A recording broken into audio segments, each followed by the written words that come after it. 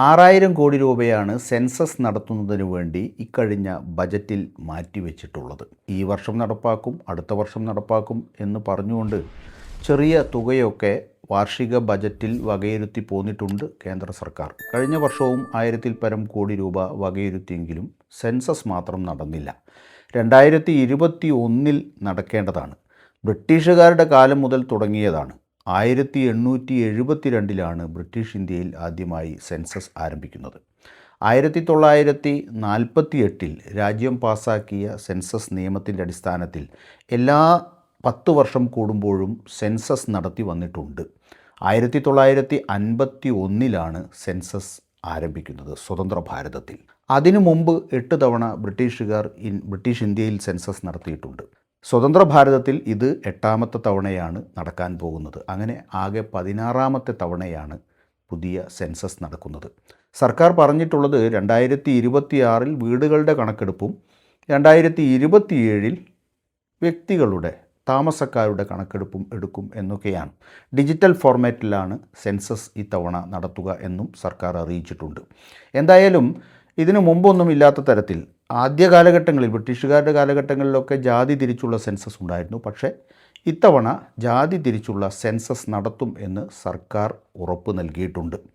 അത് പെട്ടെന്നങ്ങോട്ട് ഉറപ്പ് നൽകിയതല്ല. ആദ്യമൊക്കെ രാജ്യത്തെ ജനങ്ങളെ ഭിന്നിപ്പിക്കുന്നതിന് വേണ്ടി ശ്രമിക്കുകയാണ് എന്നൊക്കെ രാഹുൽ ഗാന്ധി ജാതിയുടെ അടിസ്ഥാനത്തിൽ സെൻസസ് വേണം എന്ന ആവശ്യം മുന്നോട്ട് വെച്ച സമയത്ത് ജനതയെ ഭിന്നിപ്പിക്കുന്ന നടപടിയാണ്, ആവശ്യമാണ് രാഹുൽ ഗാന്ധി മുന്നോട്ട് വയ്ക്കുന്നത് എന്ന് പറഞ്ഞുകൊണ്ടൊക്കെ പ്രതിരോധിക്കാൻ ശ്രമിച്ചുവെങ്കിലും ഒടുവിൽ രാഹുൽ ഒറ്റക്കാലിൽ നിന്ന് അത് നടത്തിയേ അടങ്ങൂ എന്ന നിലപാടെടുത്ത് മുന്നോട്ട് പോയപ്പോൾ ഒടുവിൽ കേന്ദ്ര ഗവൺമെൻറ് വഴങ്ങുകയും ഞങ്ങൾ ജാതി സെൻസസ് നടത്തുമെന്ന് പ്രഖ്യാപിക്കുകയുമാണ് ഉണ്ടായിട്ടുള്ളത്. പക്ഷേ 2021 ഒരു കാരണം പറഞ്ഞാൽ 2020 രാജ്യത്തെത്തിയ കോവിഡ് കാരണം സെൻസസിനുള്ള ഒരുക്കങ്ങൾ നടത്താൻ കഴിഞ്ഞില്ല എന്ന് പറയുന്നത് യുക്തിസഹമായ ഒരു കാര്യമാണ്.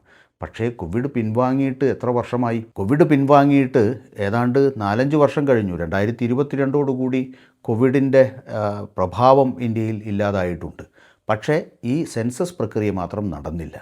രാജ്യത്തിൻ്റെ സാമ്പത്തികമായ വരവ് ചെലവ് കണക്കുകൾ, ആസൂത്രണം, അതുപോലെ തന്നെ മണ്ഡലങ്ങളുടെ പുനർനിർണയം, വിഭവങ്ങളെ സംബന്ധിച്ച ആസൂത്രണവും അതിൻ്റെ വിനിമയവും എങ്ങനെയാവണം എന്നതിനെക്കുറിച്ചൊക്കെ കൃത്യമായ രൂപരേഖ ഉണ്ടാക്കുന്നതിനാവശ്യമായ അടിസ്ഥാന ഡാറ്റയാണ് സെൻസസിലൂടെ രാജ്യത്തിന് ലഭിക്കുന്നത്. ആ ഡാറ്റ ഇന്ന് നമ്മുടെ രാജ്യത്തിൻ്റെ പക്കലില്ല.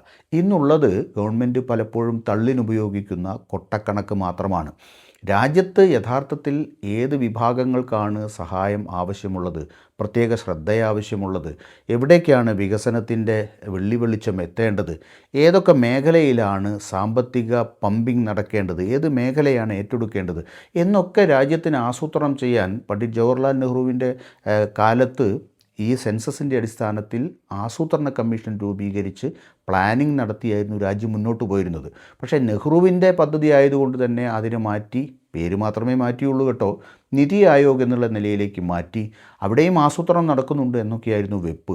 എന്നാൽ 2021 നടക്കേണ്ട സെൻസസ് നടന്നില്ലെന്ന് മാത്രമല്ല, 5-6 വർഷമായി സെൻസസ് ഇപ്പോഴും നടക്കും എന്നുള്ള നിലയിലേക്ക് എത്തിയിട്ടില്ല. ഏപ്രിൽ മാസം 1-ാം തീയതി ആരംഭിക്കുമെന്നൊക്കെ സർക്കാർ പറയുന്നുണ്ടെങ്കിലും ഒരുപക്ഷെ അത് നീണ്ടുപോയേക്കാം. മറ്റൊന്നുകൂടി കാത്തു നിൽക്കുന്നുണ്ട്. രാജ്യത്തെ പാർലമെൻറ്റിൽ പാസാക്കിയ വനിതാ സംവരണ ബില്ല്. ആ വനിതാ സംവരണ ബില്ല് അടുത്ത പാർലമെൻറ്റ് തെരഞ്ഞെടുപ്പിലെങ്കിലും നടപ്പാക്കണമെങ്കിൽ അതിൻ്റെ അടിസ്ഥാനത്തിൽ രാജ്യത്തെ മണ്ഡല പുനർനിർണയം പൂർത്തിയാക്കണം. അതിനും ഈ ഡാറ്റ ആവശ്യമാണ്.